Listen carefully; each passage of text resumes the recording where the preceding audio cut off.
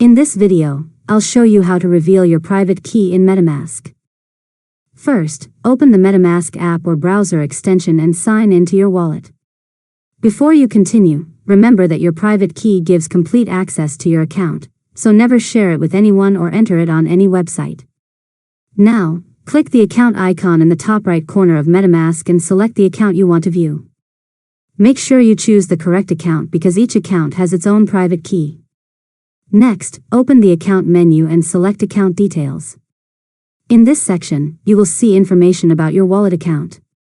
After that, click Show Private Key. Metamask will ask you to enter your wallet password to confirm your identity. Now, enter your password and click Confirm. Metamask will display your private key. Copy it only if you have a specific reason to use it, and store it in a secure offline location. Finally, close the private key window and keep your wallet information protected. Never send your private key to another person, because anyone who has it can access your crypto funds. And that's it. You've successfully learned how to reveal your private key in Metamask. If you found this tutorial helpful, make sure to subscribe to Learn Mode Lab for more tutorials.